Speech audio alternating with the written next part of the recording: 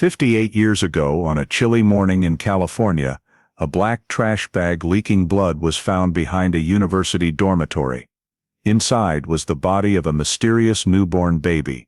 No one knew who the mother was, only bloodstains, a white towel, and a silence that enveloped the entire campus. The initial investigation quickly hit a dead end, leaving dozens of unanswered questions and a sealed file for decades. However, nearly 60 years later, a young investigator, the daughter of the police officer who once pursued this case, reopened the old file, and the secrets buried under layers of dust began to surface. Before delving into this haunting journey, let us know where you're watching from, and if you love cold cases solved by justice and memory, don't forget to hit subscribe to explore the next part with us. On the morning of November 13, 1966, thick fog blanketed the Santa Rosa Junior College campus, leaving gray, patchy, damp spots on the pavement. Maintenance worker George Lyman started his early shift, walking along the path behind St. Augustine Hall Dormitory, to collect trash as usual. As he reached the end of the brick wall, he noticed a black plastic bag lying askew from the row of bins, its surface oozing a dark red liquid mixed with rainwater pooled on the cement. At first he thought it was a kitchen trash bag, but the unusually pungent, fishy smell made him pause. As he bent down to check, he saw the bag tied with two tight knots, bulging and heavy, unlike regular trash. A chill ran down his spine. George pulled his hand back, stood still for a few seconds, then hurried back into the building to call the dorm manager. Mrs. Delaney, the middle-aged manager who had worked there for many years, ran out at his call. The two stood a few steps away from the bag, neither daring to touch it. In the few seconds of silence, only the sound of wind rustling through the trees and the faint clinking of the trash bin lids could be heard. Mrs. Delaney quickly pulled George inside, locked the back door, and instructed students not to go to that area. Back in the office, she opened the resident roster to check, flipping through each page, marking each name. Only one student was unaccounted for in the morning roll call: Evelyn Hartman, 20 years old, a junior majoring in education. She remembered Evelyn as a quiet girl, an excellent student, rarely breaking rules. Worried, she hurried up to the second floor where she lived. The long hallway was silent, with only the faint light from the wall lamps reflecting through the fog outside the windows. Evelyn's door was ajar. When she pushed it open, she encountered a scene of disarray.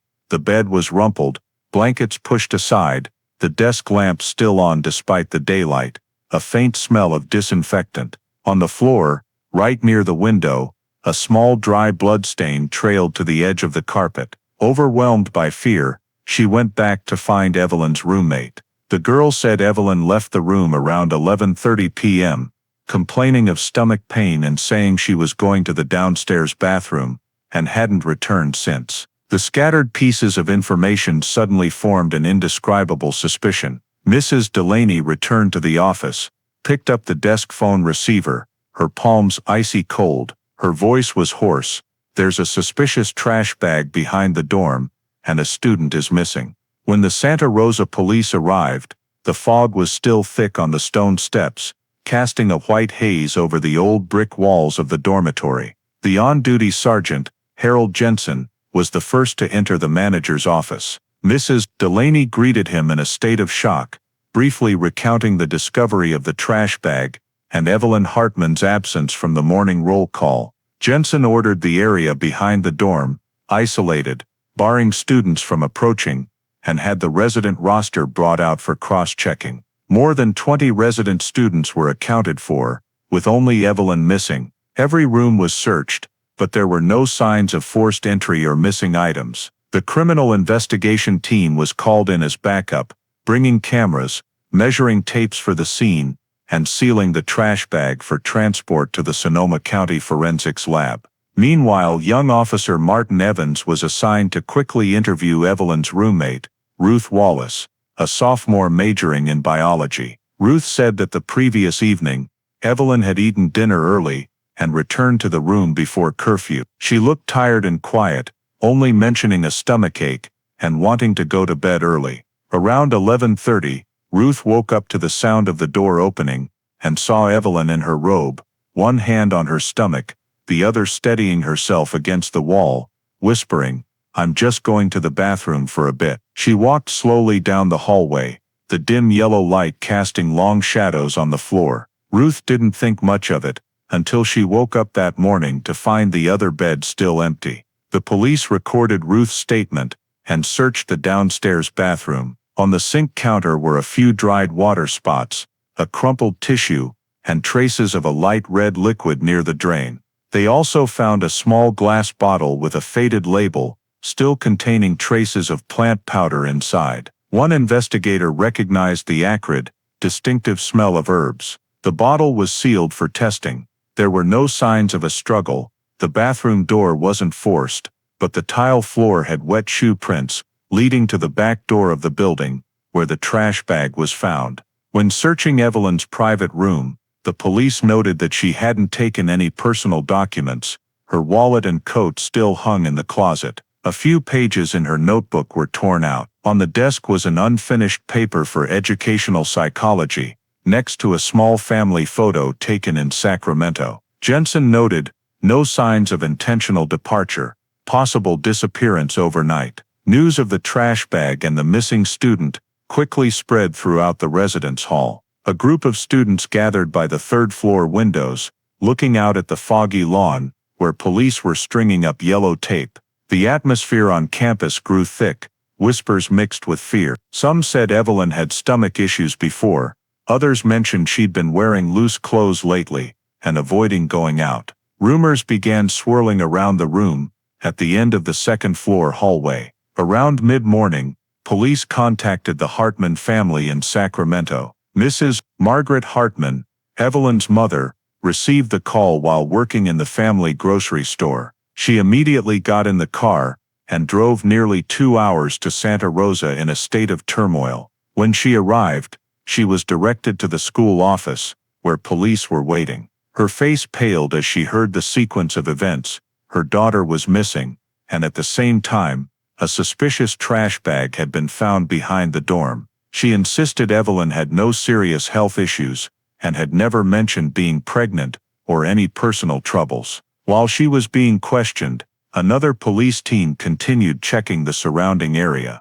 They scoured the drainage system, auxiliary trash bins, tool sheds, and the parking lot behind the dorm. Everything was quiet. Only small traces, a woman's shoe print, matching the size of the slippers in Evelyn's room, led toward where the trash bag was found, then vanished. Initial findings suggested she left her room in a weakened state, without a coat, likely suffering a medical emergency or incident overnight. By early afternoon, the dormitory area was fully cordoned off. Students were required not to leave campus until the preliminary investigation was complete. The local paper, Santa Rosa Press-Democrat, sent reporters to film from afar.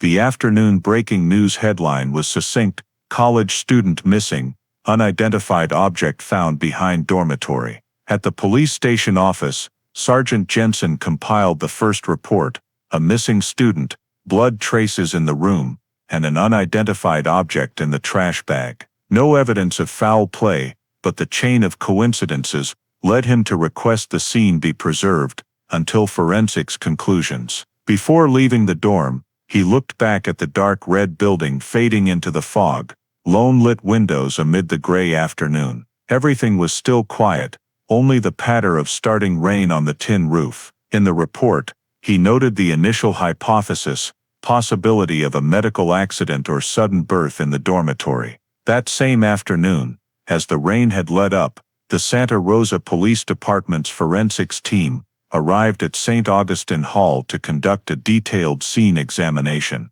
Investigators set up temporary canvas tents for rain cover, photographing the entire area behind the dorm and the hallway leading to the downstairs bathroom. The air inside the building was heavy with the smell of cleaner. The corridors were so silent that only the clicks of the camera echoed rhythmically. In the women's bathroom, the cold, wet tile floor was speckled with old bloodstains illuminated by portable halogen lights. The scene technician identified the blood type on the floor and walls as matching Evelyn Hartman's medical records, type A positive. The small drip stains, trailing in a thin line, indicated the injured person moved slowly and hunched over. In the corner near the sink, they found a clear glass bottle with a faded label, still containing traces of dry brown powder. Under the light, the acrid, distinctive smell wafted in the air. An officer preliminarily identified it as black cohosh, a folk herb often used by women for pain relief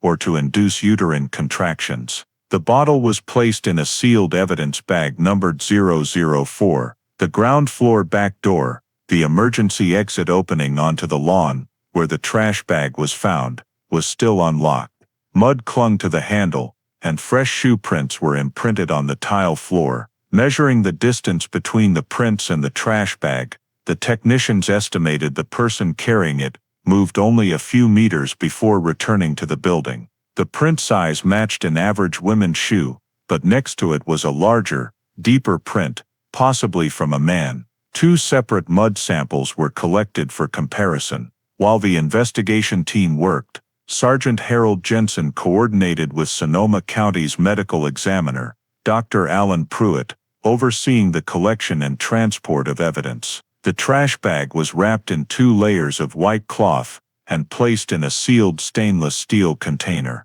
During the preliminary check, inside the bag was a small soft object wrapped in a white towel bearing the school logo. The towel had a few red stains, the outer layer soaked with rainwater. No one spoke a word as the object was loaded onto the specialized vehicle, only the faint clink of metal as the container lid closed. Outside, students were still confined to their rooms, watching through foggy windows as the forensics van left the school gate. While the evidence was transported, the tech team continued scanning the hallway and stairs connecting the second floor to the bathroom. Each step was dusted for traces, revealing a few long hairs stuck with blood and a small piece of white cotton fabric, possibly torn from a towel or robe. One investigator noted, no signs of struggle, single-person movement, slow and continuous. Everything indicated the mover was in pain or exhausted. In Evelyn's room, police added second-stage scene notes. In the small trash bin by the desk were bloodied tissues and an old medical gauze pad. Other personal items were undisturbed. Next to the family photo, a desk calendar was folded to the November page. The square for the 12th scribbled with pencil marks that had been erased but still faintly visible. Under ultraviolet light, the words became clear, "Don't let anyone know." Though the writing wasn't sufficient as evidence, it was photographed for the file. The scene report noted the likely incident time as midnight to 2 a.m., matching Ruth Wallace's statement about hearing running water all night. Police collected all blood, hair, mud and soil samples and sent them to the county lab. Jensen requested increased security for the area until results came in. That evening, as police car lights still flickered on the dark red walls of St. Augustine Hall, Jensen returned to the scene one last time. On the ground remained the circular imprint of the stainless steel container that had just been removed. Next to it the clear rut of wheel tracks in the wet mud. He jotted in his notebook the first lines. Evelyn's blood type matched the scene traces, the back door was unlocked, and there were both male and female shoe prints. His final note was simple: possibility of sudden birth, cause of death undetermined. Awaiting autopsy results. That night, the county's specialized vehicle headed south, delivering the sealed trash bag to the Sonoma County Coroner's office. In the steel-tiled cold room, fluorescent lights reflected off the stainless surface as Dr. Pruitt and his assistant prepared to break the seal. Each step was recorded with black and white film camera. When the white towel was unfolded, inside was the body of a newborn baby girl, pale-skinned, tightly wrapped in fabric embroidered with the school logo. There was no doubt what was found behind the dorm was not just an inanimate trash bag, but the beginning of a case that no one on that morning could have imagined. On the morning of November 14, 1966, in the cold room of the Sonoma County Coroner's office, forensic pathologist Dr. Alan Pruitt, began the official autopsy procedure. He was a man with over 20 years of experience, having handled many deaths related to accidents and childbirth, but this case made him particularly cautious. There was no information about the child's mother, no witnesses, just a trash bag, and a rain-soaked white towel with a university logo. On the gleaming stainless steel table, the newborn girl's body was placed in a clean cotton cloth, weighing about 3 kilograms and measuring over 48 centimeters in length. Dr. Pruitt noted every detail in his small, even handwriting: female infant, full-term appearance, approximate age, newborn. The autopsy procedure began with an external examination. The skin was pale, no longer responsive to light. The body had no bruises or signs of trauma. The abdomen still clung to some fluid, the umbilical cord roughly severed, with frayed edges, indicating the cutting tool was not medical, but an ordinary kitchen knife. Dr. Pruitt requested the assistant measure the cut. The remaining umbilical cord length was about 7 centimeters, the end not tied off, and the tissue around the cut beginning to turn dark purple. This was a sign that the cord was cut immediately after birth, with no medical intervention to stop the bleeding. He wrote in the record, "Umbilical cord severed with kitchen blade, unligated." When opening the lung cavity, he noticed the lungs slightly inflated and pale pink in color. He performed the float test, placing a small piece of lung tissue in a basin of clean water. The lung fragment floated to the surface, proving the baby had breathed air after birth, meaning she had lived for a few minutes before death. This result ruled out the possibility of a stillborn, meaning this was a live birth, a real life that existed, albeit for a fleeting moment. The room fell silent as he nodded to confirm the result. Next he examined the nasal and oral areas, discovering faint bruises around the lip edges and the base of the nose. There were no hand marks or foreign objects, but the mucous membranes were slightly compressed, possibly sealed with cloth or pressure in an oxygen-deprived environment. He inserted a scope to check the trachea, noting foam and some fluid, no foreign bodies. The lungs were expanded but not full, indicating the baby breathed very briefly before stopping. Inside the throat, there were no traces of foreign liquid, ruling out choking or drowning. Dr. Pruitt concluded, cause of death, asphyxiation, non-violent. Every step was captured on film with a Rolleiflex camera, the flash lighting up the sealed room. After 2 hours of work, Dr. Pruitt closed the temporary file and began analyzing the possibilities of what had happened. The girl was full-term, normal weight, no deformities, suggesting the mother may have carried the pregnancy to term without medical treatment. The presence of the kitchen knife and school towel proved the birth occurred in a civilian environment, likely in the dorm. There were no signs of incision or external intervention, indicating the mother gave birth alone, then tried to conceal the aftermath. When reviewing the evidence, he paid special attention to the towel wrapping the body. On the corner of the towel was an embroidered Santa Rosa Junior College logo, along with the industrial laundry numbers from St. Augustine Hall dorm. The blood samples on the towel and trash bag were both type A+, matching the blood sample of Evelyn Hartman, provided from the school's medical records. Dr. Pruitt noted briefly, maternal link probable, confirmation pending. The microscopic examination portion was sent to the county hospital's auxiliary lab. No fingerprints or usable DNA were detected. Genetic testing technology didn't exist at the time.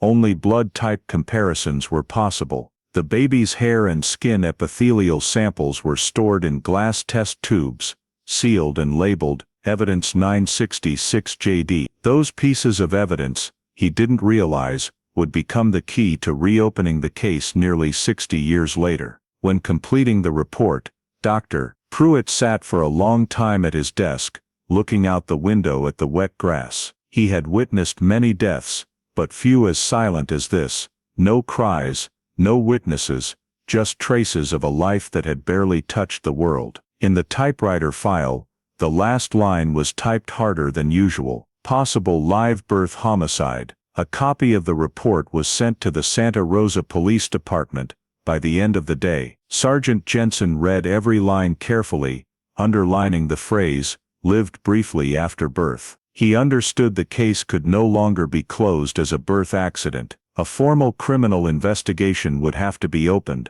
and the missing student from St. Augustine Hall was no longer seen merely as a victim of a medical mishap. On the morning of November 15, 1966, just as the autopsy report from forensic pathologist Dr. Alan Pruitt arrived at the Santa Rosa Police Department, Detective Raymond Myers was assigned to directly oversee the case investigation. An experienced investigator, Myers had participated in many serious criminal cases in Sonoma County, but he had never faced a situation as ambiguous as this: a trash bag, a newborn's body, and a missing student. He read and reread the phrase in the report, "possible live-birth homicide." Those words made it impossible for anyone on the team to view this as an accident.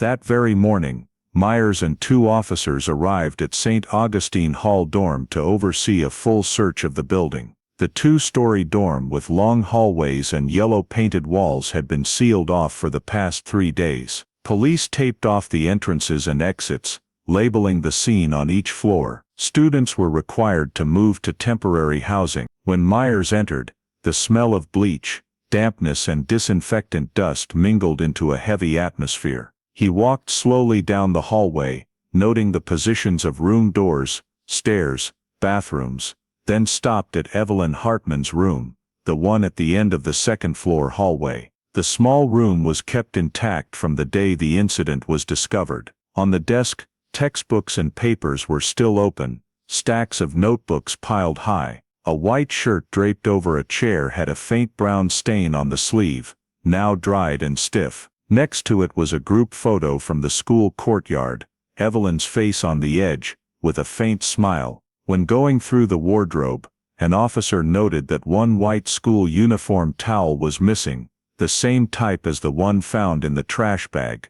The desk drawer contained many personal letters, mostly from family, but at the bottom, a torn scrap of paper with a few short lines in smudged ink. "Don't tell anyone, I'm scared." Myers requested checks of all rooms on the same floor for unusual signs. In the communal bathroom, the technical team collected additional blood and hair fiber samples for comparison. He noted in his notebook, "back door unlocked, women's shoe prints matching size 6-7, possible pregnant person left room in weakened state." Every small detail was categorized by him, as the case at this point lacked any direct witnesses. That afternoon, Myers began interviewing students in the building. He spoke with more than 10 people, mostly classmates or from the same floor as Evelyn. Most described her as quiet, not very social, studious, not participating in social activities. However, a few said she had been tired lately,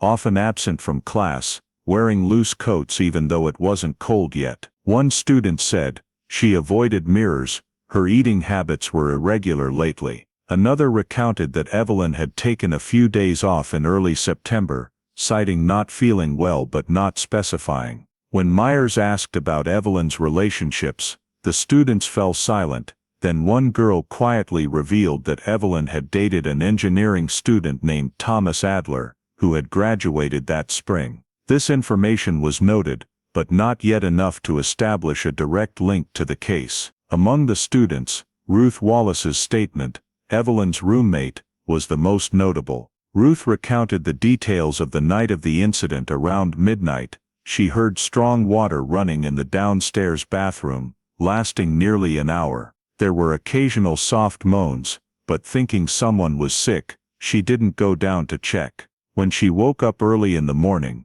Evelyn's bed was still empty, the desk lamp still on. "I thought she went to the infirmary," Ruth said, "until I saw them sealing off the area behind the building. I didn't know something was wrong." Ruth's account made Myers contemplative. The moans and strong water running all night could align with the time of birth. That evening, Myers and the investigative team gathered at a temporary office on campus to compile results. All evidence, the brown-stained shirt, the missing uniform towel, blood traces, shoe prints, torn paper scrap, along with student statements, were arranged into a timeline. The forensic report from Dr. Pruitt had confirmed the girl lived a few minutes after birth. These elements, when pieced together, pointed to one hypothesis: Evelyn Hartman was pregnant unbeknownst to anyone, gave birth alone in the dorm bathroom, and somehow the baby died right after. However, Myers still lacked direct evidence that Evelyn was the mother.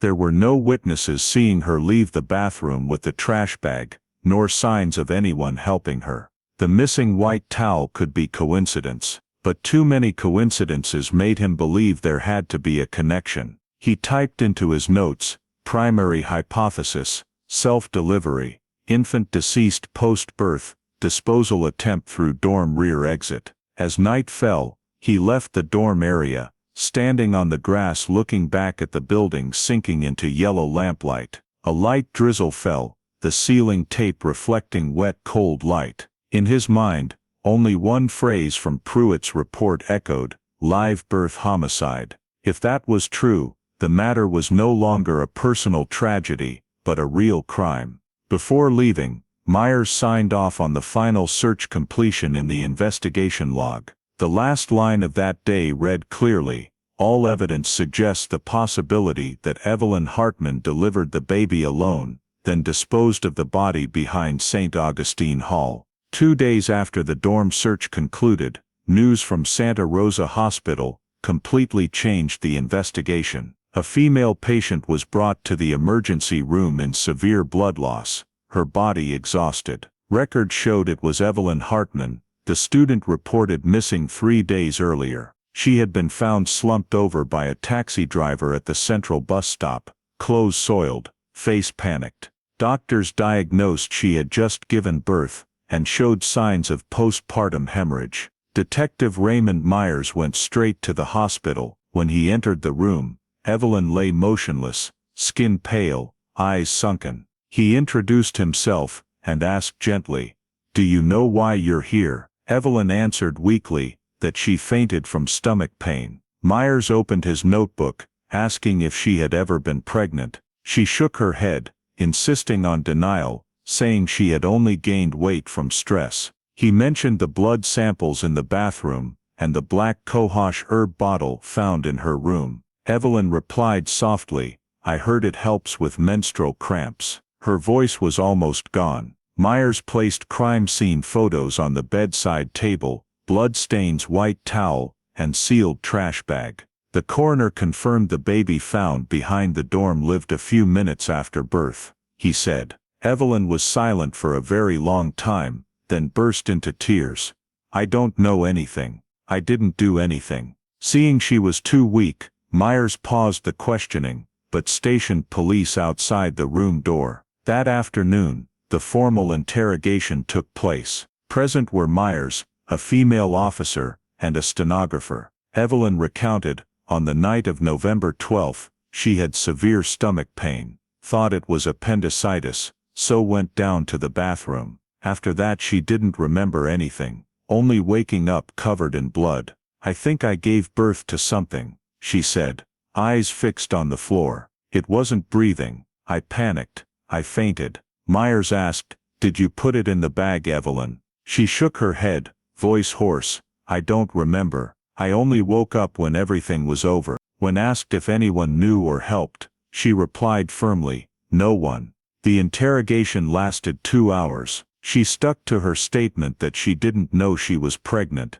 claiming only slight weight gain. The treating doctor confirmed clear postpartum signs, but her weak health prevented blood sampling yet. Myers noted in the report, subject denies pregnancy. Evidence suggests recent childbirth, possible concealment due to fear or shock. The next day, coroner Dr. Alan Pruitt came to the hospital to confer. He spoke privately with Myers. "No doubt, she's the mother. The signs are still very clear, but there's no way to prove it scientifically at this point. DNA technology didn't exist, so everything stopped at inference based on blood type and circumstances." That afternoon, Myers returned to see Evelyn one last time. He showed her the autopsy report, pointing to the line "infant lived briefly after birth." "Evelyn, he said. "Do you understand what this means?" She trembled. "I didn't mean to. I was just scared. I thought it was dead." He asked softly, "Did you try to save it?" She shook her head. "I fainted. I don't remember anything else." That was the first time Evelyn admitted giving birth alone. However, she denied hiding or disposing of the body. After that answer, she fell completely silent, unresponsive to all other questions. Myers understood she was trying to cover the rest of the story, but her weak health and lack of witnesses prevented him from pressing. When leaving the hospital, Myers noted in his book, "Subject admits childbirth, claims infant stillborn, denies concealment or aid." The report was sent to the Sonoma County District Attorney's Office with all evidence. After review, the prosecutor concluded there was insufficient basis for criminal charges due to lack of scientific evidence confirming the mother-child relationship and no witnesses. Evelyn was allowed to be discharged, but under surveillance. That day, as Myers returned to headquarters, Santa Rosa was shrouded in foggy rain. He sat alone at his desk, rereading the young student's brief statement. Everything in the case was unusually silent. No cries for help, no witnesses, no one willing to tell the full truth. Before closing the notebook, he added one final line: "Case remains open. Further investigation required." 3 months after the final interrogation at Santa Rosa Hospital, the case file still lay on Detective Raymond Myers' desk, thick with records, crime scene photos, and forensic reports. Though he combed through every detail, every investigative lead hit a dead end. The Sonoma County lab concluded, no clear fingerprints on the trash bag, no blood samples found other than Evelyn's, and no witnesses confirming they saw her carrying anything on the night of November 12. The forensic report confirmed the baby died from suffocation but could not determine the method or the perpetrator. The prosecutor stated that without evidence proving intent, the case was unlikely to be brought to criminal trial. Myers read Evelyn's statement multiple times. The gap between "I passed out and everything was over" still gnawed at him. He believed she was hiding something, but current technology couldn't prove it. In homicide cases, there was always at least one piece of evidence, a trace, a witness, or a confession. Here everything was just silence. When he returned to St. Augustine Hall for one last check, the building had reopened to students. The hallways were freshly painted, the room doors had new locks, and the bathroom area where the blood was discovered had been renovated into a laundry room. All traces had been wiped clean, as if the incident had never existed. At the final meeting with the prosecutor's office, the conclusion was delivered succinctly: no direct witnesses, no physical evidence identifying intent, no basis for prosecution. The file was transferred to suspended status. The prosecutor noted, pending new evidence. Myers understood that in reality,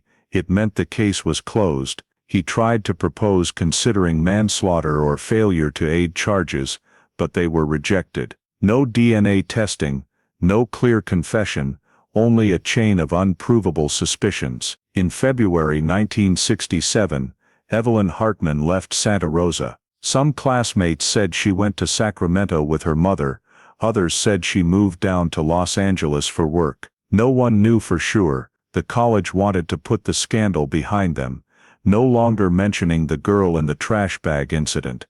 Mrs. Delaney, the dorm manager, took early retirement due to the pressure. The police withdrew from the campus, leaving the grass behind the building bare in the fog. In his office, Myers personally placed the file into the steel cabinet, labeling it SR 1966-117, Infant Jane Doe. Next to the code, he added a brief description: possible homicide, pending identification. The entire evidence, including the white cloth, kitchen knife, black cohosh bottle, and tissue samples, was sealed with red wax and stored in the Sonoma County Evidence Vault. As the steel door closed, the metallic sound echoed faintly, dry and cold. In March, he received the official notice from the prosecutor, File SR 1966-117, classified as cold case. That meant the investigation was suspended,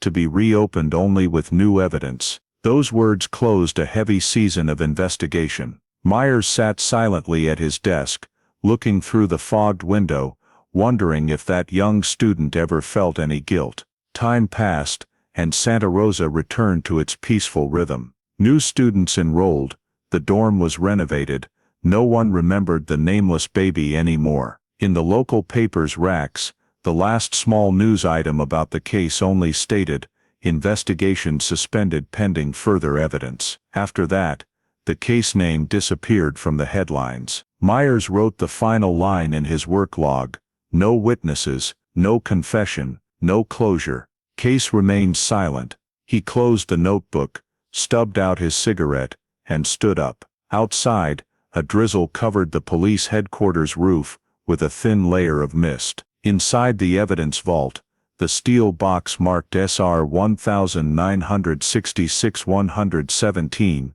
lay silent in the dark corner, the beginning of a cold case that would sleep for decades. From 1967, after the infant Jane Doe case was classified as a cold case, the file marked SR 1966-117 was placed in the Santa Rosa Police Department's archives. The small room, with concrete walls and dusty iron shelves, held hundreds of unsolved cases. The steel box with the red wax-sealed label lay still on the third shelf. No one mentioned it anymore. Occasionally, a new archivist would glance at the faded writing on the lid: "Possible homicide, pending identification." Then, like all the other files, it gradually faded from everyone's memory. 2 years later, Detective Raymond Myers was promoted to lieutenant. He continued his career, but the case of the young student and the nameless baby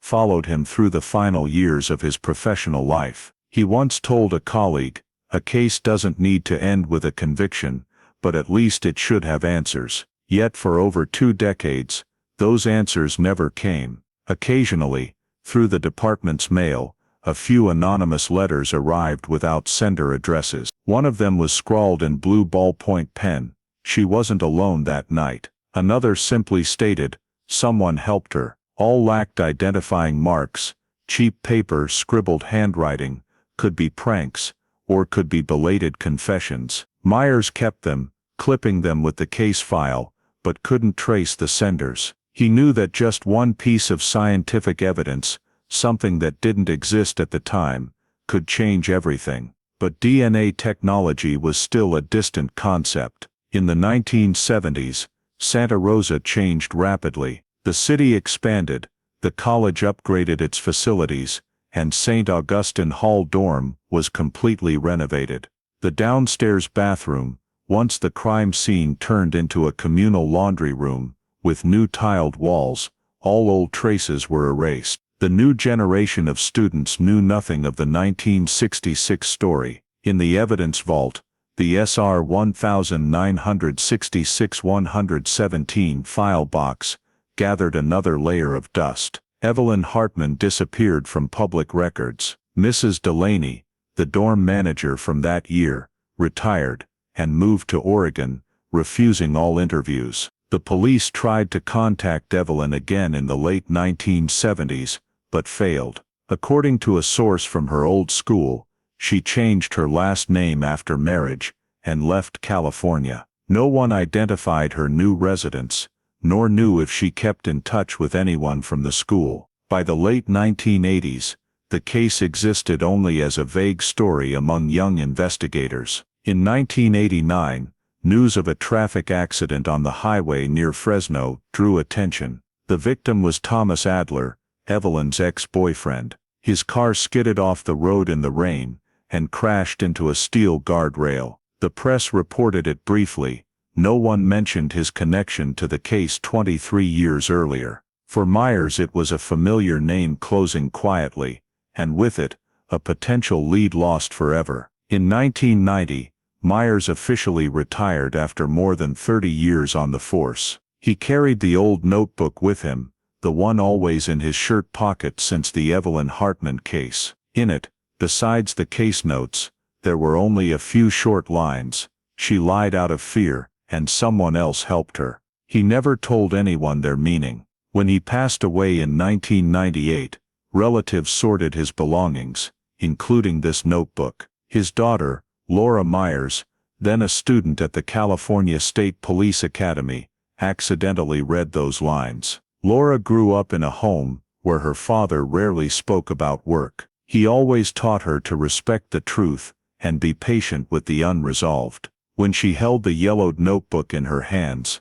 she lingered long on her father's final line, "Someone else helped her." She didn't know her father had held on to an unsolved case, nor that the file still lay dormant in the Sonoma County archives for over 30 years. But those words planted a thought in her that would only become reality many years later, that some cases don't die.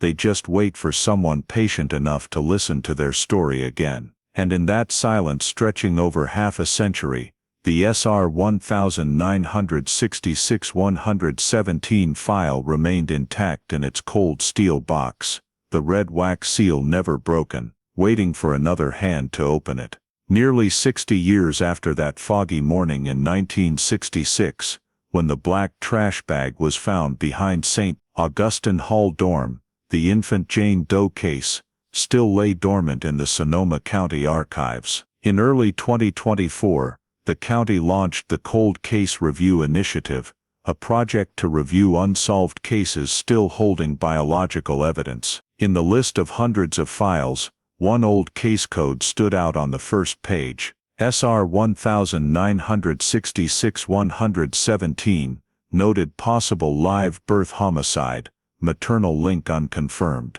When she read that code, Detective Laura Myers, of the Sonoma Police Department's Cold Case Unit, immediately recognized it. She was the daughter of Raymond Myers, the lead investigator on the case that year. In her father's old notebook, she had once seen the shaky ink line, "Someone else helped her." Her father had passed in 1998, but Laura knew this was the case that haunted him for the rest of his life. She submitted a request to reopen the file. After approval, an archivist opened the old evidence vault. The small steel box was dust-covered, the red wax intact, the M stamp, Raymond Myers' initials, still clear. As the wax was peeled away, the presumed lost evidence emerged inside a folded black trash bag, a white cloth with the school logo, a kitchen knife with a dull blade, and 2 glass vials of tissue samples in formalin solution. All labels were handwritten,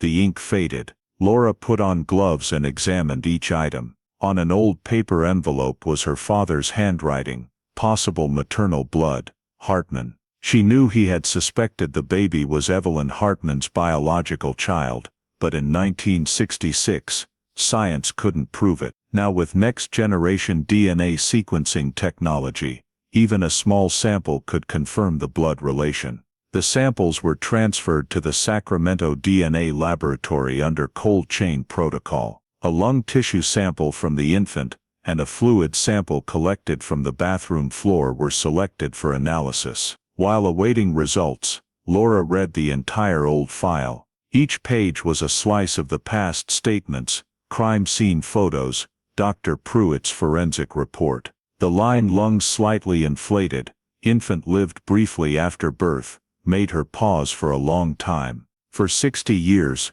that truth had gone unanswered. 3 weeks later, the Sacramento lab sent a notice of preliminary results with evidentiary value.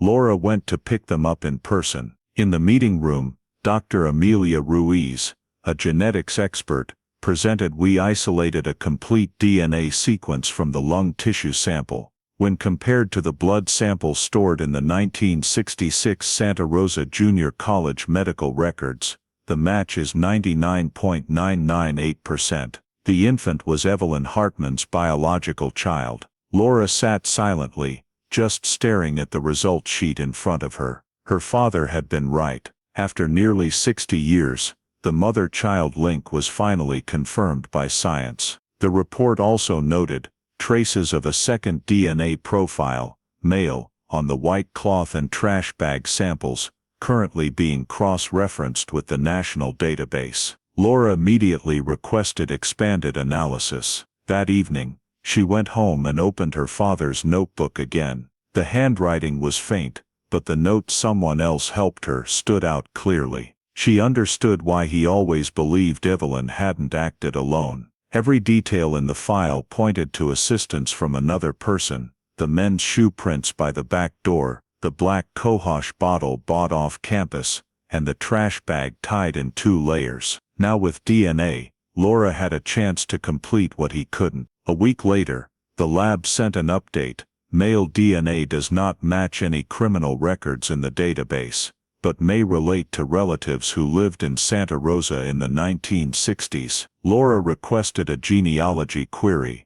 Genetic genealogy, the method that had cracked many cold cases in the U.S. While waiting for the genealogy analysis, she visited the Santa Rosa Junior College campus. St. Augustine Hall had been renovated, walls painted white, no old traces left. She stood on the grass behind the building, where her father had once directed the crime scene lockdown. In the cold wind, she thought of the nameless child and the woman who had carried that secret her whole life. That afternoon, back at the office, Laura wrote the final line in the reopening log. Case SR 1966-117, officially reopened under Cold Case Review Initiative, 2024. Primary DNA results confirm infant maternal link. Evelyn Hartman. On her computer screen, a black and white photo from the 1966 crime scene appeared: the black trash bag, yellow police tape, the dim bathroom corner. Nearly 60 years later, it was the daughter of the original investigator who had reopened that case. And this time, thanks to DNA technology, the infant Jane Doe case was no longer a forgotten story, but a cold case just awakened. 2 weeks after the first DNA results confirmed the baby was Evelyn Hartman's biological child, a supplemental report from the Sacramento DNA Laboratory took the SR 1966-117 case file in a new direction. In the results, Dr. Amelia Ruiz noted, additional male DNA detected on exterior of plastic bag and fabric sample. A male DNA trace, evidence that had never been detected throughout nearly 60 years. Detective Laura Myers immediately went to the laboratory. Dr. Ruiz explained that they had used low copy number DNA extraction technique to separate the gene sequence from an extremely small amount of skin cells stuck on the plastic bag. The obtained DNA sequence was complete, but it did not match any California state criminal profiles. However, she said, it is sufficient to proceed with genealogical analysis. Laura sent a request for genealogical match comparison to the national database. 3 days later, preliminary results appeared.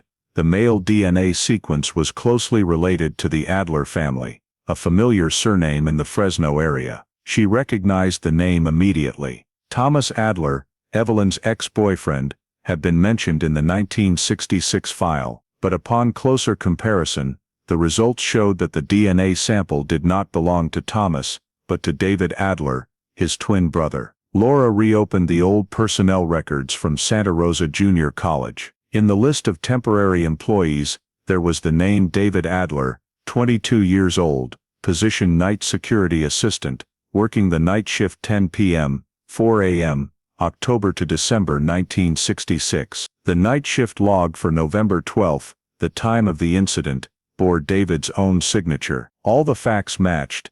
Evelyn left the room at 11:30 p.m. The sound of running water lasted more than an hour, and male shoe prints appeared near the back door where the trash bag was found. Laura continued searching civil records. The Kern County database indicated that David Adler had died in 1992 in a work accident at a machine shop in Bakersfield. He had lived single, with no criminal record. The DNA trace left on the trash bag became the only evidence linking him to the case. In the report sent to the district attorney's office, Laura wrote, male DNA recovered from evidence bag matches genealogical profile of David Adler, deceased 1992. Employment record confirms he was on duty at the dormitory on the night of November 12, 1966. This line officially opened a new line of investigation, evidence showing that Evelyn was not alone that night. That evening, Laura sat silently in her office,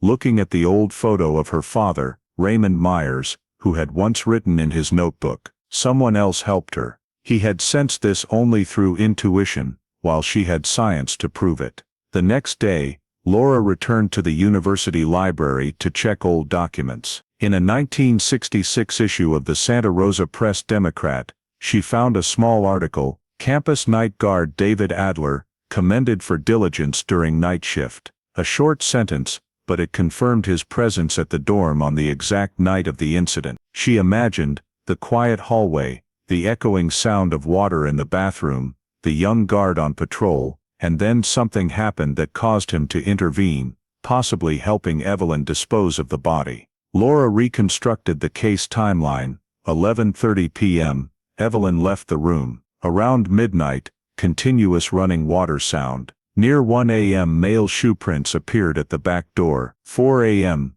David signed off the shift. Every timestamp matched in a terrifying way. In a short meeting at the district attorney's office, the experts agreed that although David Adler was deceased, his DNA evidence still held legal value. If alive, he would be a suspect in aiding the concealment of the body. The chief prosecutor concluded, "From this evidence, it can be affirmed that at least two people knew exactly what happened that night, Evelyn Hartman and David Adler."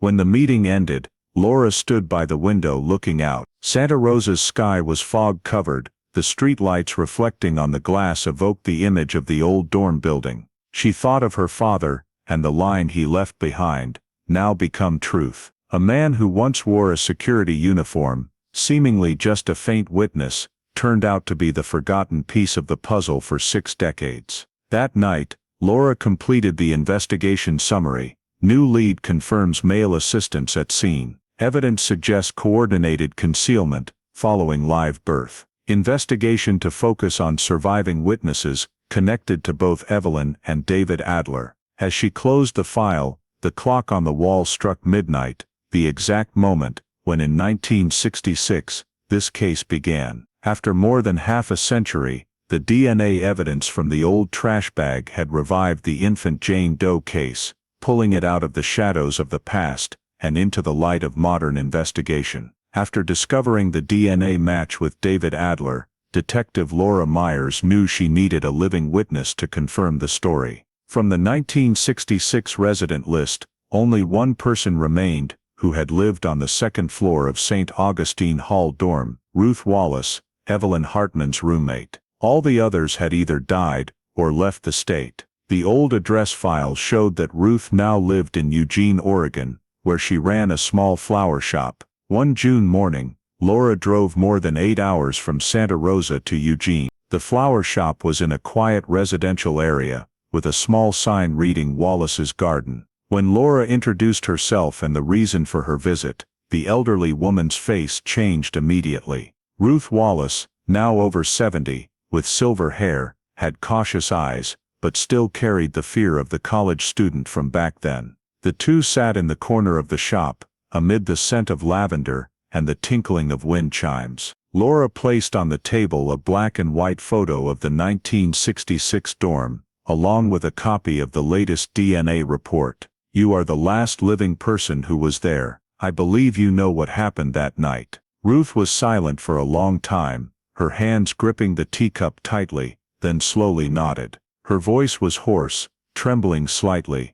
"I've been waiting for someone to ask about this for many years." She recounted that on the night of November 12, 1966, around near midnight, she was awakened by the sound of fierce running water from the bathroom on the floor below. At first she thought someone had a stomachache, or was sick, but then a faint weak moan sounded, followed immediately by gasping breaths. "I recognized it was Evelyn," Ruth said. "I ran downstairs, opened the door, saw her collapsed on the floor, hands clinging to the sink edge, face pale." According to her account, Evelyn had just given birth, the baby lying on the tile floor, weak but still breathing. Ruth panicked, ran outside to call for help. At that moment, she saw the silhouette of a man in a security uniform on patrol, David Adler. He ran over, saw the scene in the bathroom, then immediately pulled Ruth outside. He told me, "Don't say anything, I'll handle it." Ruth still remembered the cold look in his eyes as he glanced down at the child. Evelyn cried, her voice weak. "It's not breathing, I don't know what to do." David told Ruth to get towels and a trash bag from the storage room. When Ruth returned, the baby was silent. "I thought it was dead," she said softly, tears welling up. David bent down, wrapped the baby in a white towel, put it in the bag. His hands were bloody but not shaking. He said only one thing, "No one can know about this." Evelyn lay slumped against the wall, eyes closed. Ruth said she was too scared to argue, just followed his instructions. "I tied the bag as he directed, 2 tight knots. He took the bag out the back door." She paused for a moment, her old hands trembling. "I didn't know where he dumped it until the next morning, when I saw the police arrive." Laura took notes on every word, trying to keep her voice calm. "Are you sure that man was David Adler?" Ruth nodded. "Yes, I knew him well because he had come looking for Evelyn a few times before that." They talked in low voices, as if Evelyn was begging for something. She added that a few days after the incident, David came to Ruth's room and warned her to stay silent. "He said if I spoke out, I would be considered an accomplice. I was afraid, and I stayed silent from then on." When Laura asked why she was telling now, Ruth shed tears. "I read about the DNA investigation project in the newspaper. I knew that day would come. I've lived with this haunting my whole life." She handed Laura a small wooden box, inside which was an old photo of Ruth, Evelyn, and 2 other friends on campus. On the back of the photo, in youthful handwriting, Ruth had written, "E.H., my roommate, 1966. She said she kept that photo to remind herself that part of the truth had not yet been told. When the conversation ended, Laura set down the teacup and said softly, "You did the right thing today." Ruth held her hand, whispering, "If your father were still alive, he would be so relieved." That evening, on the way back to the hotel, Laura pulled over on the empty highway. The late Oregon summer sky was covered in mist, the headlights reflecting off the thin rain. In her mind, Ruth's words came back in pieces. Evelyn collapsed on the tile floor, the baby's cries, and the man in the security uniform carrying the trash bag away. Everything matched the sequence of events in the file, and David Adler's DNA trace. The next morning, Laura sent the transcript back to the Sonoma County headquarters. It clearly stated, "Witness Ruth Wallace confirms presence at the scene on the night of November 12, 1966. The person who appeared with Evelyn Hartman was David Adler, the night shift guard." After the baby stopped moving, David demanded silence and took the trash bag out the back of the dorm. Ruth Wallace was the one who tied the bag at David's instruction. The report concluded, "Testimony corroborates DNA findings. Evidence now indicates joint concealment by Evelyn Hartman and David Adler." The infant Jane Doe case was no longer a story of a frightened mother, but an act involving at least 2 people, one of whom was still alive. 3 weeks after Ruth Wallace's testimony, the Sonoma County District Attorney's Office approved the request to reconstruct the SR 1966-117 crime scene, using 3D forensic technology. Detective Laura Myers coordinated with the Sacramento Forensic Unit's technical team to recreate the night of November 12, 1966, the night the baby was born and abandoned, behind St. Augustine Hall dorm. All the drawings, crime scene photos, dorm blueprints, and witness statements were digitized. The St. Augustine Hall building is now an administrative area, but the original 1960 designs were still stored in the city archives. The technical team re-scanned the entire structure, from the second-floor hallway to the ground-floor bathroom, then used forensic rebuild software to create an accurate 3D model down to every detail. In the rendered screen, the dim yellow lights, narrow hallway, old painted walls, and back door leading to the lawn, were all simulated as they were that evening. Once the data was complete, the team began sequencing the timeline.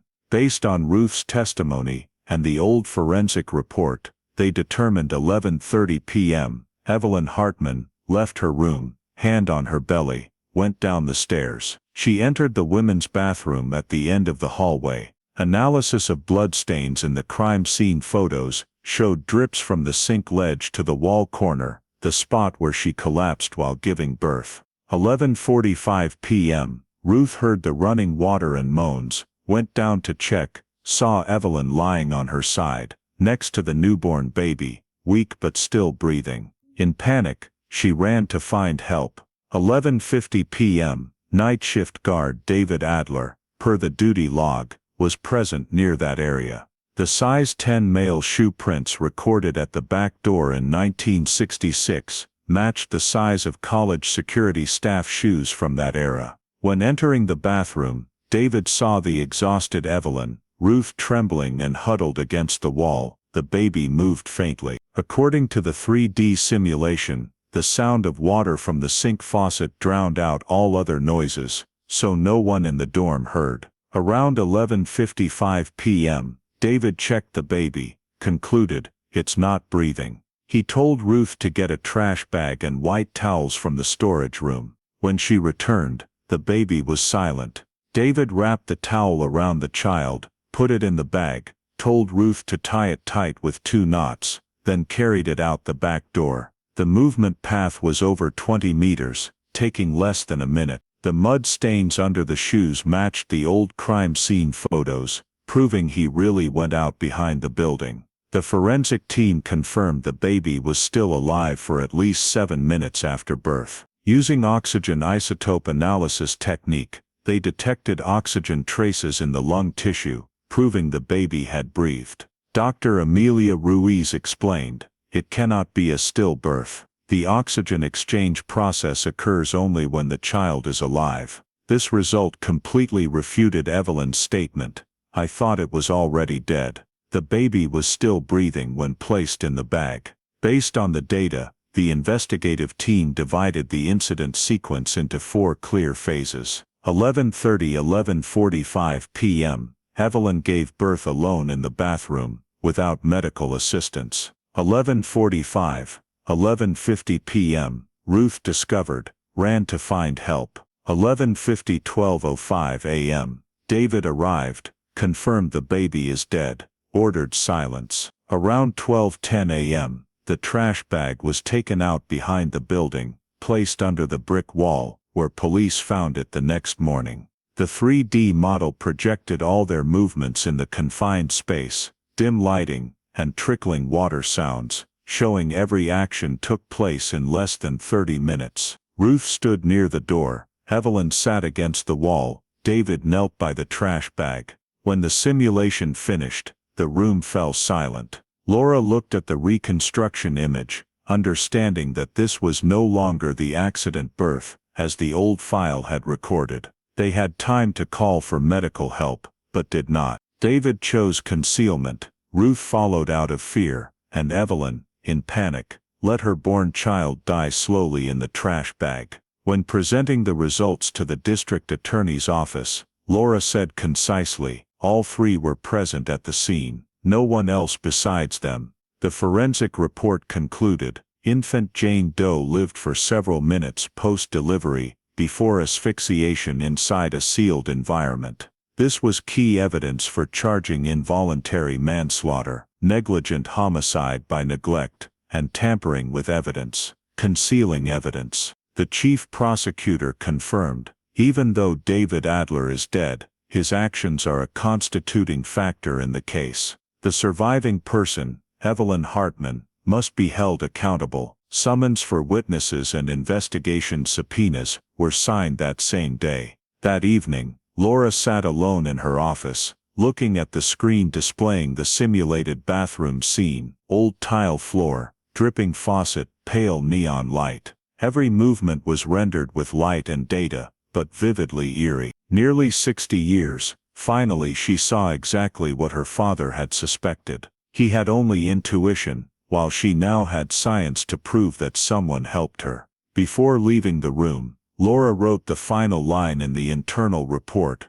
Reconstruction confirms cooperative concealment between Evelyn Hartman and David Adler. Infant lived at least 7 minutes post-delivery. Sufficient evidence established for charges of involuntary manslaughter and evidence tampering. Outside Santa Rosa's night was as quiet as the night in 1966. But this time, the silence no longer meant oblivion, but a sign of a case about to be revived. After nearly 6 decades, infant Jane Doe had finally been given back the truth.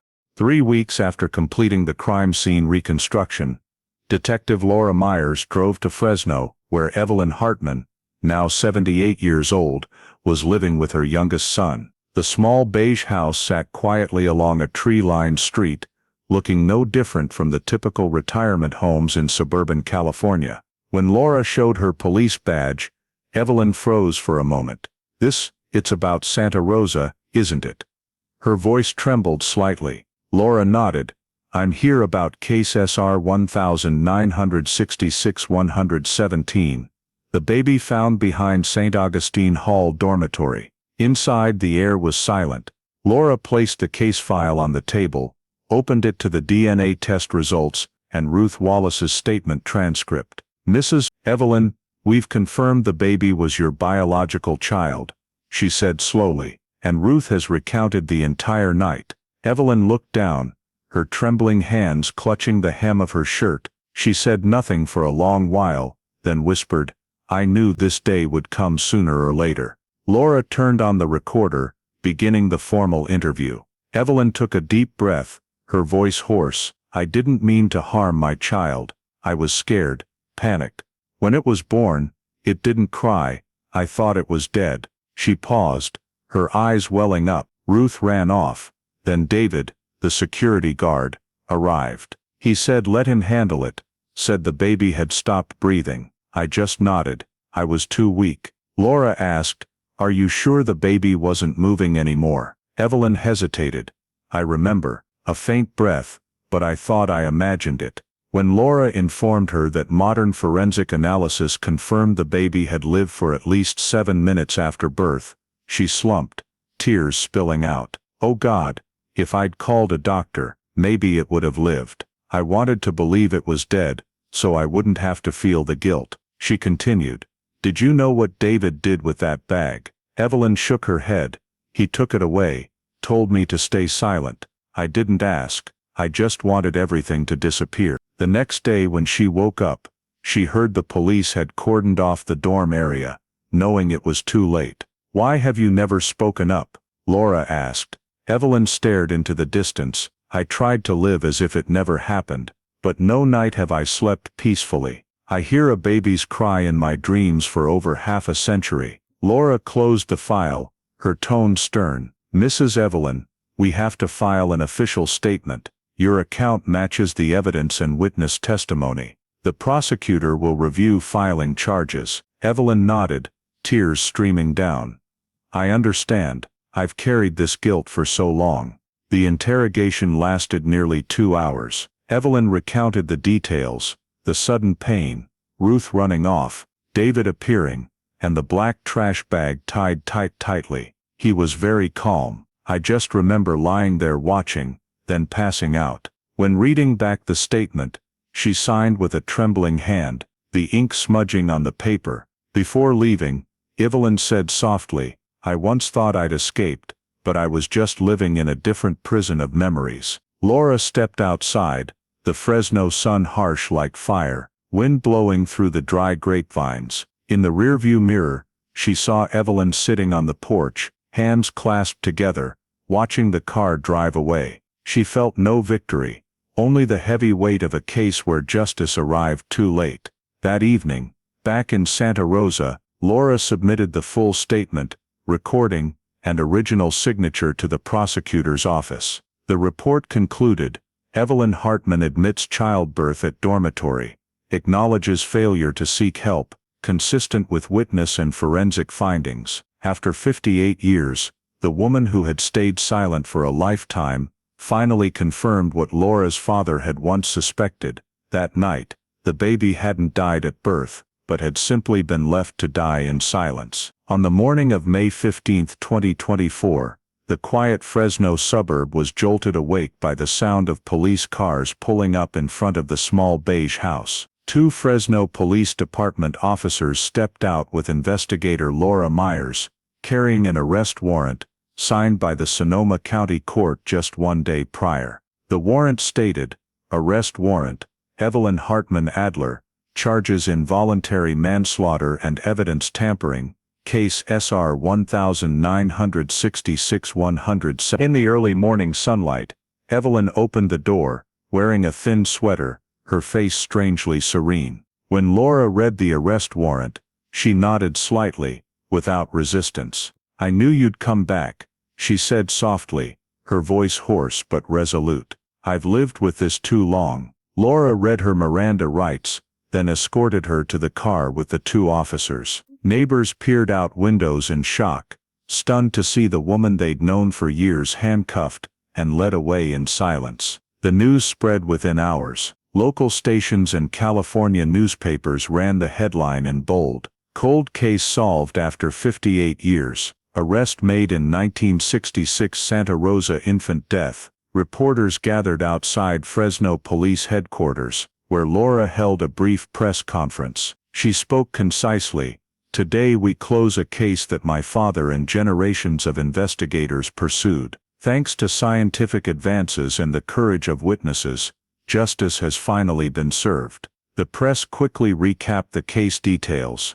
The newborn found in a trash bag behind St. Augustine Hall dorm in 1966, the investigation stalled for decades, and the uncanny coincidence that the original detective's daughter cracked it. Many papers called it a symbol of perseverance in justice. That afternoon, Evelyn Hartman Adler, 78, was taken to Fresno County Jail, awaiting transfer to Sonoma. Images of her in the back of the police car, silver hair slightly tousled in the wind, quickly aired statewide. In the San Francisco Chronicle's broadcast, a short but haunting description read, "The woman who stayed silent for half a century now faces the truth she buried." At the Sonoma County District Attorney's Office, DA Michael Tran held a separate press conference, confirming case SR 1966-117 had sufficient grounds for criminal prosecution. He stated, "Based on DNA evidence, witness testimony, and crime scene reconstruction results, we have sufficient elements to charge Evelyn Hartman Adler with involuntary manslaughter and evidence tampering." Although the act occurred in 1966, California law allows prosecution if new evidence is discovered. He also emphasized that this case was not just a late verdict, but proof of the power of truth. In the report to the prosecutor, Laura recommended immunity for Ruth Wallace, who had fully cooperated and was the sole surviving witness. The DA's office approved, noting witness Wallace granted full immunity in exchange for truthful testimony. When informed, Ruth said simply, "I don't need forgiveness, I just wanted to tell what was true." That same day, the case file was publicly released. Old 1966 photos, police beside the black trash bag, St. Augustine Hall shrouded in fog, typewritten forensic reports, spread across media platforms. Many elderly Santa Rosans recalled the news from back then, when papers vaguely called the case Infant Jane Doe Mystery. That evening, local TV news aired a short interview with Laura at police headquarters. She said, "There's no victory in a case like this. Every step forward unearths another tragedy. But that baby deserved a name, and the truth deserved to be told." The next day, Evelyn was transferred to Sonoma County Jail, where she was allowed to meet her appointed attorney. In her first statement, she reaffirmed her full confession to Fresno police. "I didn't intend to kill my child, but I let it die. I've never forgiven myself." Online forums buzzed with divided opinions. Some called arresting a 78-year-old woman cruel, while others dubbed it justice delayed but certain. A viral social media post read, "Justice has no expiration date."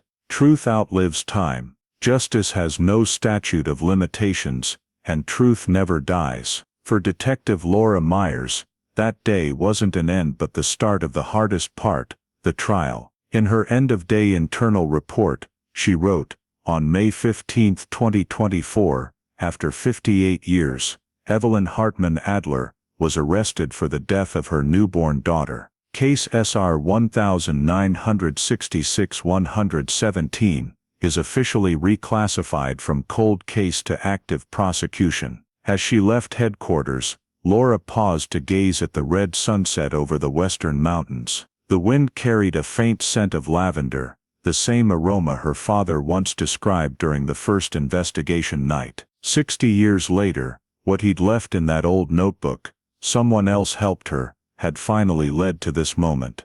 The infant Jane Doe case was officially declared cold case solved, 58 years later. In July 2024, 2 months after Evelyn Hartman Adler's arrest, Case SR 1966-117 officially entered the prosecution preparation phase. The Sonoma County DA's office formed a task force of prosecutors, forensic experts, and investigators to review all evidence, from the 1966 typewritten documents to cutting-edge DNA data. The file, over 600 pages thick, was formalized as evidence including modern forensic report confirming the baby lived at least 7 minutes after birth, DNA results proving the mother-child relationship between Evelyn and the girl, plus David Adler's DNA on the trash bag. Ruth Wallace's direct witness testimony, granted immunity for cooperation. Raymond Myers' notebook, the original lead investigator, evidencing the continuous investigative thread. Evelyn's handwritten letter, written during interrogation, admitting "I believed it was dead," and was too scared to call for help.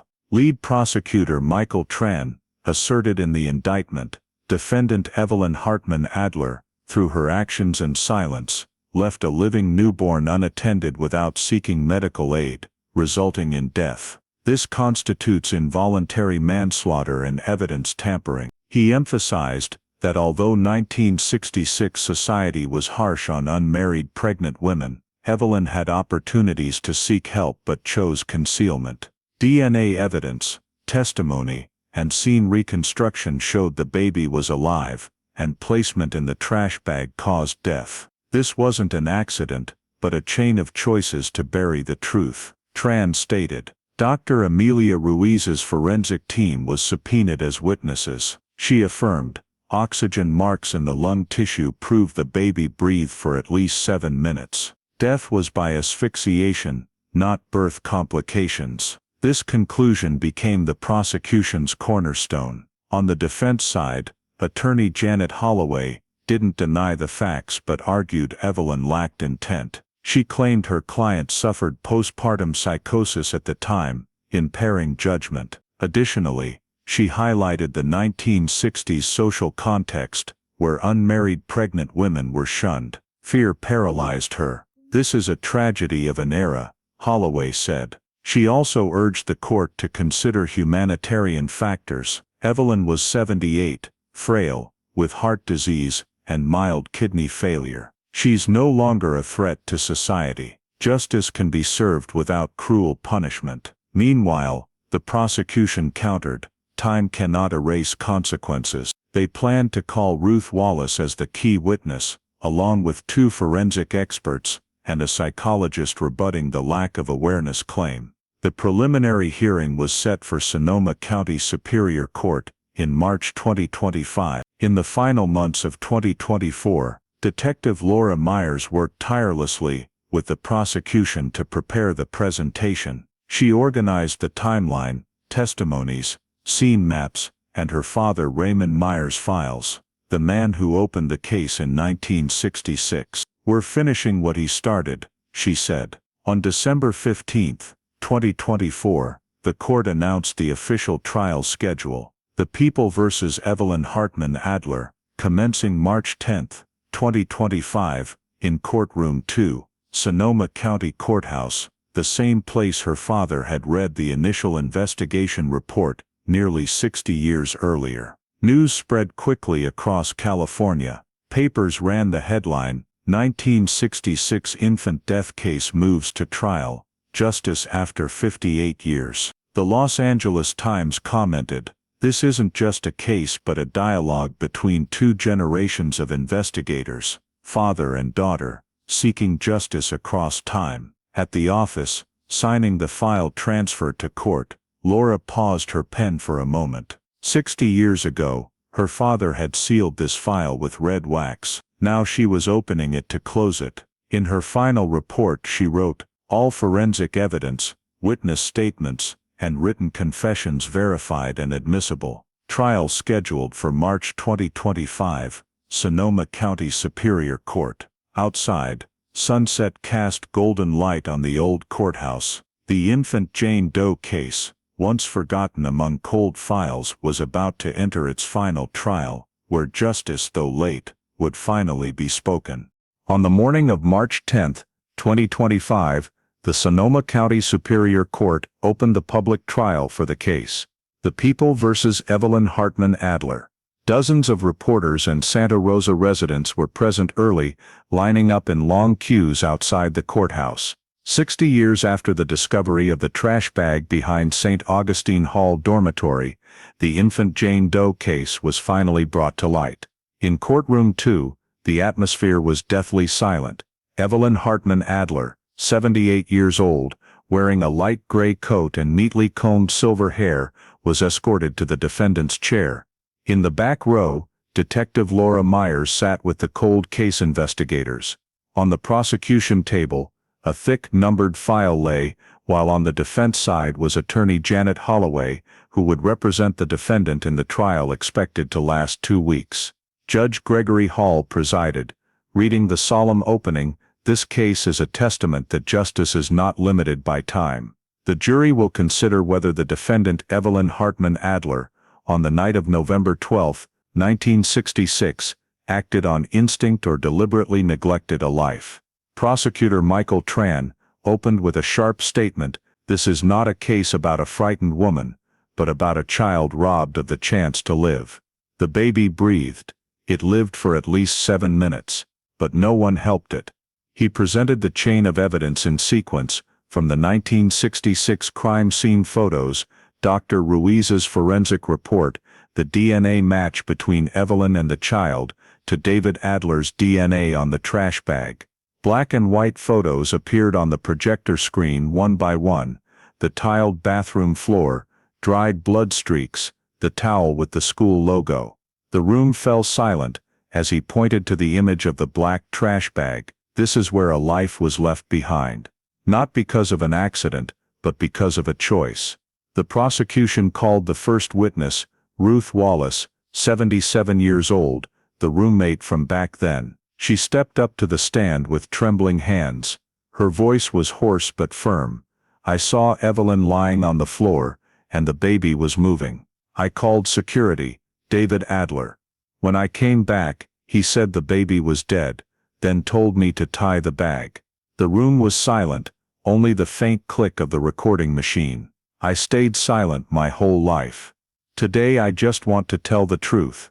Next was Dr. Amelia Ruiz, the DNA expert, who presented the modern forensic results. She explained, "Oxygen isotope analysis shows the baby breathed air for at least 7 minutes. Death did not occur in the womb."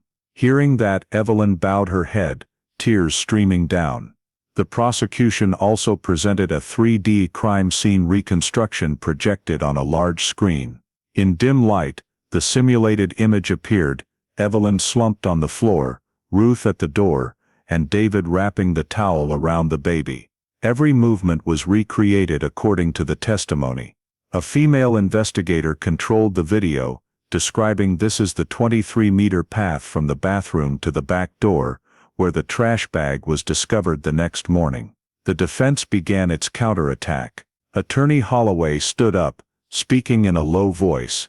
"We are trying a 20-year-old woman from 1966, a girl living in an era when pregnancy out of wedlock was a disgrace. She had no intention of killing her child, but was in panic. That was the behavior of someone in psychological collapse, not a criminal. She cited medical records and postpartum psychological reports. Psychiatrist Dr. Jonathan Reeves was called as an expert witness, affirming with the symptoms Evelyn described: loss of awareness, paralyzed response. It's possible she fell into a temporary state of postpartum psychosis. The defense emphasized, if the court convicts, it must also understand that this was not an intentional crime, but the tragedy of a young person backed into a corner. However, the prosecution rebutted strongly. In closing arguments, Michael Tran read aloud Evelyn's 1972 letter to the priest, found in archived files. I once believed that if I stayed silent long enough, it would go away. But no, I hear that cry every night. He paused, looking straight at the jury. She knew. She wasn't unaware. She just chose silence. The trial lasted 10 days. Each morning, Laura sat quietly in the back row, listening to witnesses recount fragments of memories her father had once noted. When the attorney read the name Detective Raymond Myers, the judge allowed the playback of a 1967 recording of his voice, from an internal investigation meeting. His voice echoed deep and hoarse. I believe someone else helped her. One day, technology will prove it. The courtroom fell utterly silent. Laura clenched her fists, her eyes blurring. On March 19, both sides completed their arguments. The prosecution ended with 58 years cannot erase the 7 minutes the child was alive, and in those 7 minutes, no one did anything. The defense replied, justice is not just punishment, it must also understand human fear. The jury deliberated for nearly 8 hours. When they returned, the air was thick. The court clerk stood to read the verdict. On count 1, involuntary manslaughter, we find the defendant guilty. On count 2, tampering with evidence, we find the defendant guilty. Evelyn bowed her head slightly, showing no reaction. A tear fell onto the wooden table. In the back row, Laura watched the scene, feeling both heavy and relieved. She knew her father, wherever he was watching in silence. 3 days later, the sentencing hearing took place. Judge Hall said, Miss Evelyn Hartman Adler has lived 58 years in silence, and today, the court does not judge the person you are, but the actions of 1966. The court sentences you to 15 years in prison, eligible for parole, after 10 years due to advanced age and cooperation in the investigation. The courtroom was deathly silent. Evelyn turned toward Laura, nodding slightly, her lips trembling. Thank you for letting the truth be spoken. Laura replied with a slight nod, no hatred, just closure. As she left the courthouse, Sonoma's brilliant sunlight bathed the old eucalyptus trees. Reporters crowded the steps. Laura stood outside, looking at the venerable building, where her father had left his final notes. 60 years, 1 case, 2 generations. She opened the old notebook she carried, adding a line right below her father's handwriting. Case closed, truth delivered, justice served, and for the first time in many years, Laura felt at peace. The infant Jane Doe case, the case her father left open in 1966, had finally closed, not with revenge, but with the light of justice and truth, returned to its rightful place. After the sentencing, the infant Jane Doe case quickly became the center of statewide media attention.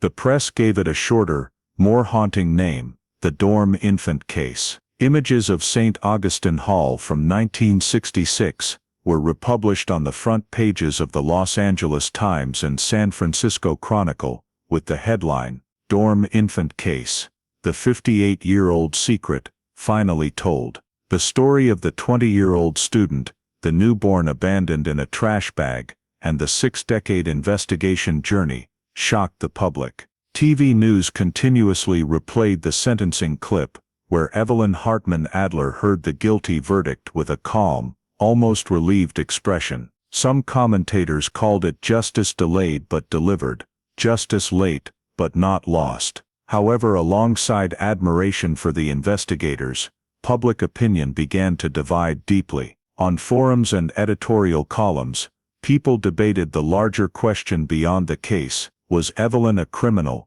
or a victim of her era? Many feminist writers emphasized that 1960s American society was full of prejudices. Women pregnant out of wedlock were expelled from school, lost jobs, and were shunned. An Atlantic editorial wrote, "If she hadn't been afraid for her honor, for the community's gaze, perhaps the child would have been saved." The guilt doesn't lie just with her, but with a generation that forced women to choose silence. Yet others countered that neglecting a life cannot be justified.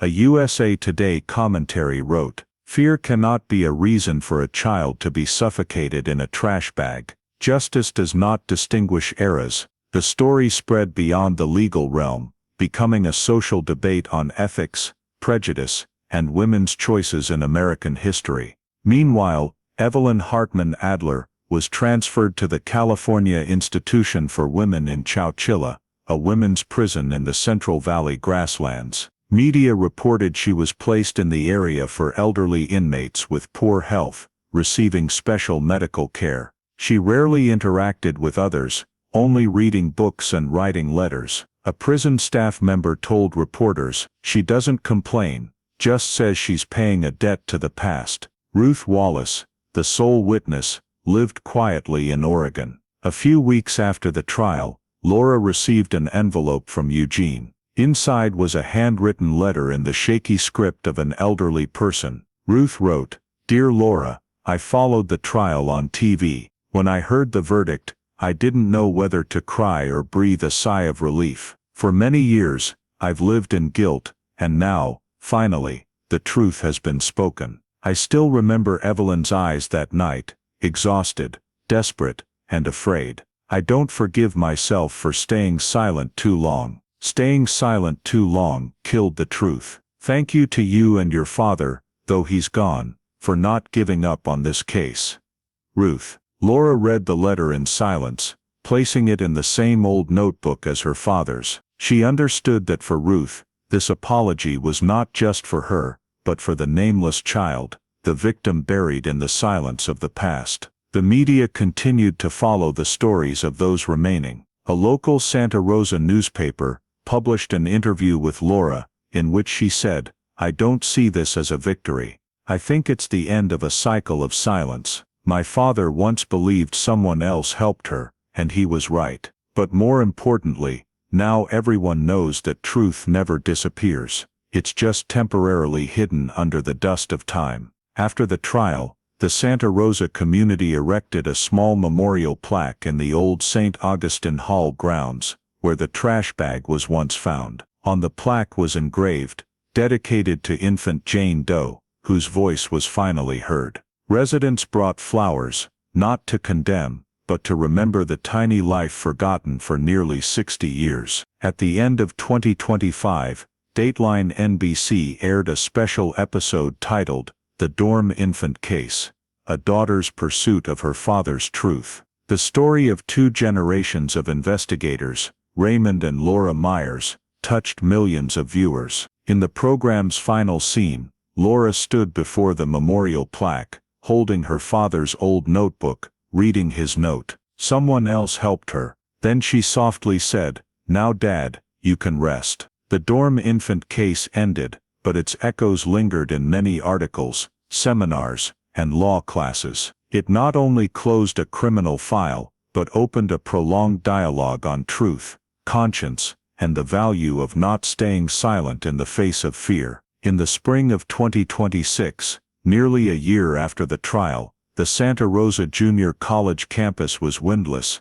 bathed in golden sunlight. In the grassy area behind the old St. Augustine Hall dormitory, where the trash bag was discovered in 1966, a small gray granite memorial plaque had just been erected. On it was engraved, "In memory of Clara Hartman, 1966, her silence ended when truth was found." The name Clara was chosen by Evelyn Hartman Adler herself, in a letter sent from Chowchilla prison. She wrote, "Call her Clara, meaning bright, because finally, the truth has been illuminated." On the day the plaque was dedicated, Dozens of students and faculty attended. No cameras, no media, just a minute of silent remembrance. A female student placed a bouquet of white daisies before the plaque, whispering, "So no one has to stay silent anymore." From prison, Evelyn watched the ceremony via video. A guard recounted, "She cried, and said only one thing. Finally, my child has a name."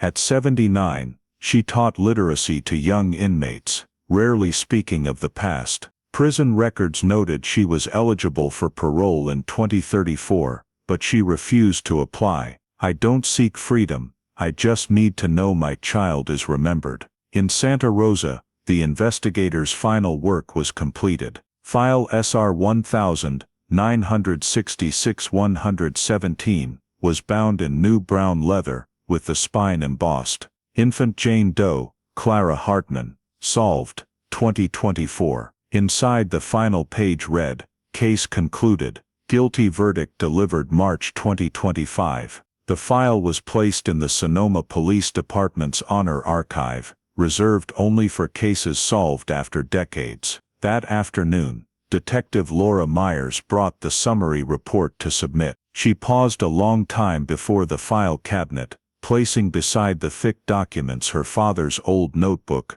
Raymond Myers. On the last page, below his 1967 handwriting, "Someone else helped her." Laura opened her pen, adding 3 neat words, "Case closed." In the quiet room, the light cast on the old paper, she felt as if her father were standing beside her, smiling. After nearly 60 years, the case he left open had finally closed, with science, perseverance, and honesty. Leaving the department, Laura walked through the campus, where the new plaque lay amid the grass. The chatter of students, the wind rustling through the old oak canopies made the scene strangely peaceful. She bent to place a sprig of lavender before the plaque, whispering, "You've been heard, Clara." The press reported briefly, "Santa Rosa Junior College dedicates memorial to Clara Hartman. Dorm infant case officially closed." A commentary wrote, "Justice doesn't erase the past,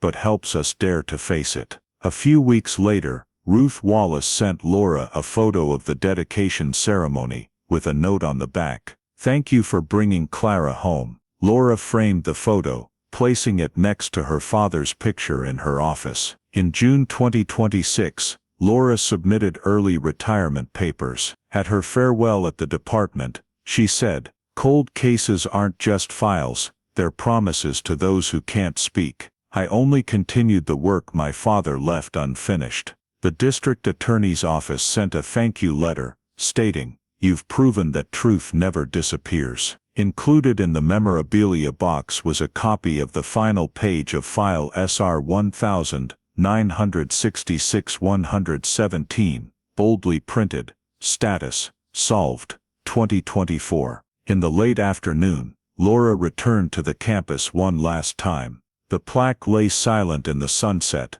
surrounded by white daisies. She stood for a long time, then turned away, her shadow lengthening on the grass in the twilight. Nearly 60 years after the morning of November 13, 1966, the dorm infant case officially closed, not as a story of sin and silence, but as a symbol of restored justice and enduring humanity, amid old wounds. Looking back at the dorm infant case through today's American lens, the closest lesson isn't anger, but how we break silence at the right moment. In 1966, Evelyn gave birth alone in the dorm bathroom. Ruth heard the rushing water and saw the baby moving, but out of fear called security instead of medical help.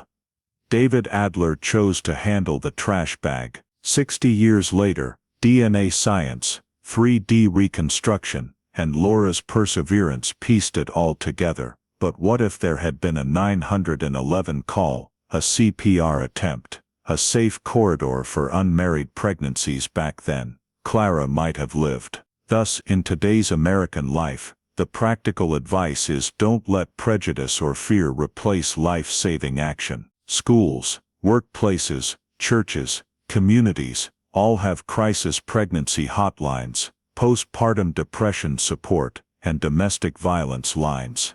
proactively save emergency numbers, know medical room locations, and encourage friends to seek help early. If you're today's Ruth, hearing a cry for help, seeing someone breaking down, call emergency services immediately, stay at the scene, provide honest information, don't tie the bag like Ruth did at David's request. If you're Evelyn in panic, remember you're not alone. Laws, medical services and support networks today are far better than in 1966. Reaching out to a doctor, counselor, or crisis center is courageous, not shameful. And if you're Laura seeking truth, be patient with evidence, but firm against lies. Truth may sleep, but it rises when called by its right name. Finally, the plaque Clara Hartman, her silence ended when truth was found, reminds us prolonged silence can kill truth. Speaking out in time can save a life. Thank you for following the story to the end,